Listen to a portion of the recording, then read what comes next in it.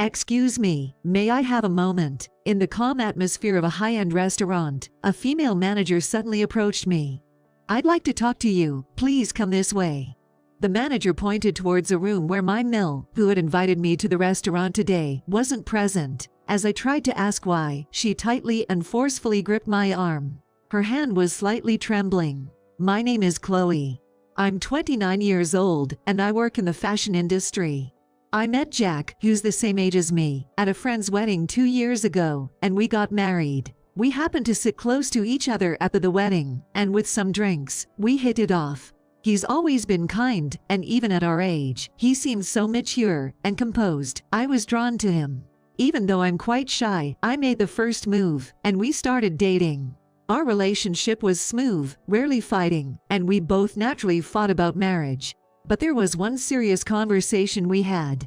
He told me he was divorced. The reason he got divorced was because he and his ex-wife grew apart, and they had no children. Minor issues piled up, and they had a mutual agreement to part ways. Jack regretted not making his ex-wife happy, so he promised to make me happy. When I mentioned wanting to work after marriage, he supported me wholeheartedly. After moving in together, we started sharing household chores. After a year of dating, he proposed to me, and we got married. Even though we were both busy, we were living happily. We both loved to eat out, so on our days off, we often visited restaurants. However, I have a severe shellfish allergy, which I always have to be cautious about. Jack was always concerned about it, and put my health above all. Whenever he made a reservation, he always mentioned my allergy. "I wish I could enjoy meals without worrying about this allergy," I once told Jack. He comforted me by saying, "There are plenty of delicious foods other than shellfish. Don't be too sad about it." I felt a bit relieved. Soon after our marriage, many colleagues advised me to be careful about potential issues with my Mill. It made me anxious. Even though allergies can be life-threatening, I heard there were cases where it caused troubles between Dills and Mills. I was always cautious about the distance I kept with my in-laws and others. However, since the first time I met my Mill, she was very kind and caring towards me. Once we got familiar with each other, I opened up about my allergy. She was understanding and said, "My father had a severe fruit allergy. He often said how hard it was to always be cautious about his diet. I understand the struggles you're going through. Feel free to talk to me anytime." I felt a weight lifted off my shoulders. We rented an apartment close to Jack's parents' house. Being nearby, our interactions with them increased. I especially got closer to my Mill, and we went shopping together about once a month. We'd visit supermarkets, department stores, and boutiques. Sometimes, we'd watch a movie and then have a lunch at a restaurant before heading home. Whenever we visited a new restaurant, my Mill would always check about allergy-friendly options for me. But I felt guilty making her worry about my allergy every time, so I'd suggest we skip eating out occasionally.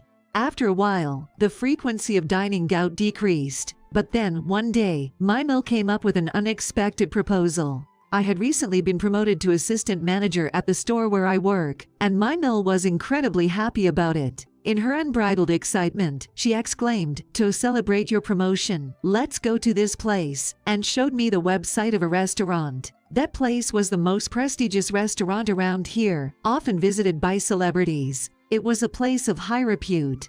I was surprised, and I declined my Mill's invitation with all my might for the first time. It's not just about it being prestigious and intimidating, but more so, I was worried about the cost. It might be a bit crude to say, but both Jack and I are just normal office workers. This place is too fancy for just a promotion celebration for me.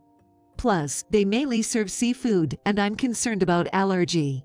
I don't want to inconvenience anyone because of my allergy. I truly appreciate your gesture, though. Hearing this, my Mill seemed to understand my feelings, and said, "I'll handle the reservations and all the arrangements. All you need to do is to look forward to it. Of course, you won't have to pay because it's your celebration. Don't worry about your allergy, I've already informed them. Actually, I've been a regular patron of that restaurant for a long time. If I ask for something special, they would accommodate. I also want to introduce you to the owner." I was surprised because I had never seen my Mill talk so much before. Moreover, I didn't know she had connections with such a renowned place. I had never heard about this from Jack, but then I thought maybe it's not something he'd casually talk about. In the end, I accepted my Mill's earnest invitation. The reservation was for a month later, and it was on a weekday evening. I took a half day off for that day. I made an appointment at a hair salon in the afternoon. While I was looking into the dress code and table manners, Jack laughed, saying, "Chloe, you're the guest, you can relax a bit. But what if I do something rude? It would embarrass my Mill, right? Especially since I heard it's a place she frequents. It makes me even more nervous." Huh. Is that so? I was taken aback by his unexpected response and turned to look at Jack. He too looked surprised. "I never heard about this from my mom." "You didn't know she often goes to that restaurant?" He shook his head, so I wondered. Not even telling her son, maybe there's a special reason. Did I do something wrong by mentioning it to Jack? But then again, we are all adults. Maybe it's not something that needs to be discussed. If she really didn't want it known, she wouldn't have mentioned it to me. I thought I was just overthinking because I was nervous, and I tried not to think about it anymore. Then, on the day, I met up with my Mill, who had been shopping while I was at the hair salon, and we walked to the restaurant together.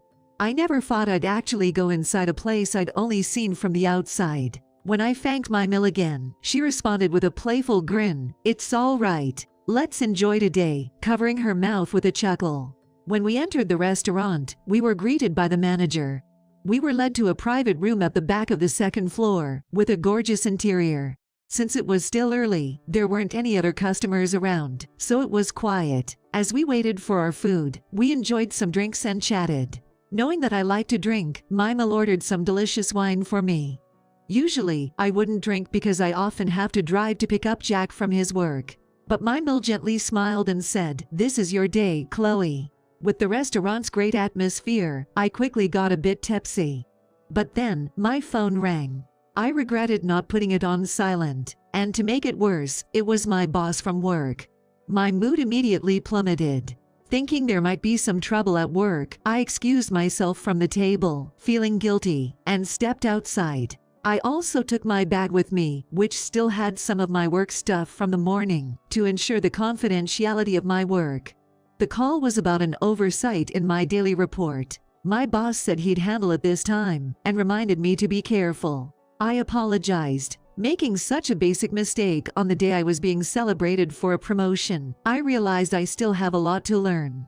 I fought to brace myself as I turned my phone to silent and decided to go back to my table. But then, a woman stood in front of me.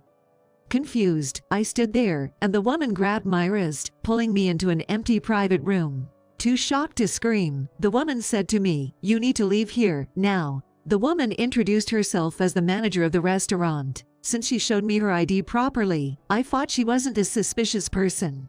She told me she didn't have much time, and briefly explained the reason. What she told me was shocking enough to make me shiver. She had already arranged a taxi for me to leave, and she escorted me to the front door. "Please go as far away as possible, so your Mill doesn't come after you." I was taken aback by her words as I was leaving. I wondered, how does she know about my relationship with my Mill? That night, I received an infuriated call from my Mill. The moment I answered, she yelled, "Why did you leave me behind? You're so mean." "Because of you, I was embarrassed. How could you do this to me? I'm really disappointed. I never want to see your face again." I thought at least you'd call with some excuse, but nothing. "What kind of upbringing did you have? I'll tell your parents how rude you are. You know, I can ask the restaurant to call the police to tell that you left without paying your bill." It was at this point that I finally responded. "The owner knows you not because you're a patron, right? What are you talking about? I'll explain that later. What I want to know first is, why didn't you inform the restaurant about my allergy? It's never been an issue before, so why now?" Apparently, the manager took the reservation call from my Mill. During that call, my Mill assured her that none of the guests had any allergies. "You're well aware of what I'm allergic to and how severe my reactions are, right? So why didn't you tell her?" "I can't remember, dear. It was so long ago," she responded in a nonchalant tone. "Were you trying to purposely expose me to the things I'm allergic to?" "What? Are you accusing me now? You really are rude." She seemed to be feigning ignorance. I kept talking. Actually, when I was outside, the manager asked me about my allergy. What? Was she still there? I didn't miss what my mill whispered. But I didn't ask her about it because I had already heard everything. The manager noticed the allergy badge on my bag and approached me. That's when I told her about my allergy. She told me she hadn't heard about it from you, and you had ordered a seafood-heavy meal for the day. She wanted to confirm whether I was aware of this, as the dishes for both of us were supposed to be prepared the same way. You do know why she went to such lengths, right? My mill didn't respond, so I continued. The manager, Lillian, was Jack's ex-wife, wasn't she? I heard her clicking her tongue. I've heard that you bullied her behind Jack's back. Lillian was a homemaker back then, and lived with you. You loaded her with almost all the household chores, constantly berated her for her cooking and cleaning, and eventually drove her out. This even led Jack to divorce her. Did she tell you that? My mill laughed scornfully. It was the same smirk that Mill gave me when we entered the restaurant. That's pure delusion. She was really bad at doing household chores. Did Jack not know that? I thought it would be cruel to tell him from me, so I kept quiet. It's sad that he had to get a divorce without even knowing the reason. If anything, Jack's the victim here. You kept quiet because you didn't want to be painted as the villain, didn't you? Whatever you think, I won't be seeing you anymore anyway. She shifted her tone drastically.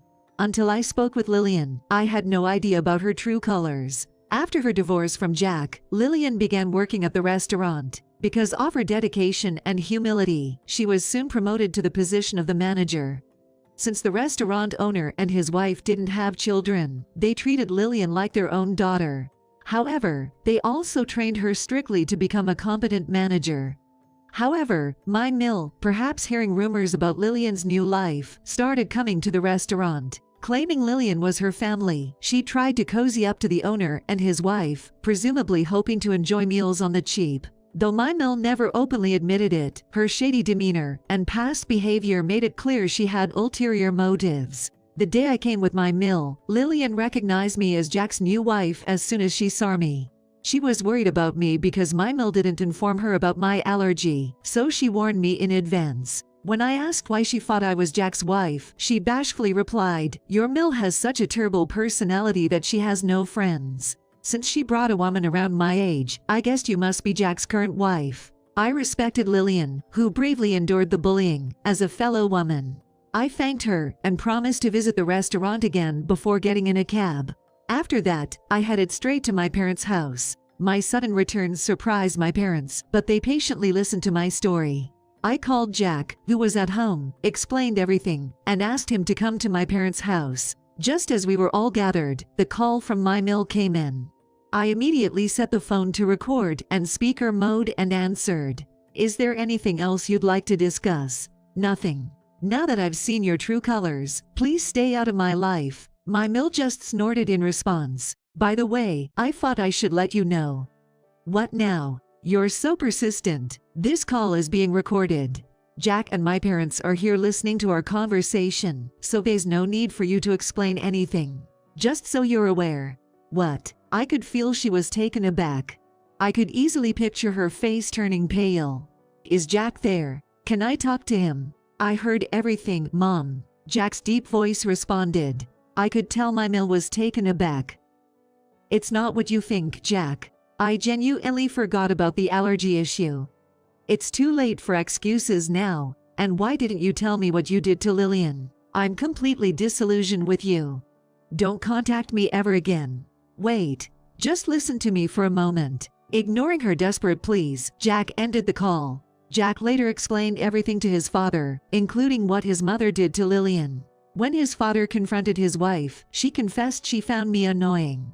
Initially, she seemed to like that I was always amenable to her invitations, but when neighbors began praising me more than her, jealousy took over. She used to belittle Lillian to feel better about herself, but without Lillian around, she no longer had an outlet for her frustration. When the neighborhood's praises for me increased, her stress compounded. She couldn't stand others being praised more than her. Hearing compliments like she's beautiful or such a good wife about me made her resentful. That's why she planned to make me eat shellfish at the restaurant. She wanted to watch me suffer. Hearing this, her husband was appalled and decided to get a divorce. He told her, "I don't want to be with someone who tried to kill a person," and kicked her out of the house. With no relatives nearby and nowhere to go, she called Jack. But after his declaration of cutting ties, he didn't answer the phone. So, she eventually turned to me. I answered the call and informed her about the legal proceedings to claim compensation. This left her in tears. I reluctantly consoled her and advised her to get a part-time job. But she whined, "Why do I have to work?" So I threatened her that I could consult with a lawyer to raise the compensation amount. That made her comply. Even after facing hardships in her part-time job, her personality didn't change. She made no friends at work and led a lonely life. Some neighbors happened to see her working at a local grocery store, and they mentioned she looked much older and more worn out than before. Even so, I received compensation payments punctually every month, so I thought she must be managing her lives somewhat decently. There was one good thing about this situation. I became friends with Lillian. I thought Jack might feel a bit awkward about it, but we hit it off so well that it didn't really matter. Jack sincerely apologized for not being able to protect me from my mill, and he reconciled with Lillian. Lillian also told me that she now has a boyfriend and is happy. A few days later, Jack, my Phil, and I celebrated my promotion at the restaurant Lillian works at. Lillian helped us to get a reservation. It would have been really difficult to get a reservation at such a sought-after restaurant without her. After the restaurant closed, Lillian joined us and we had a wonderful evening.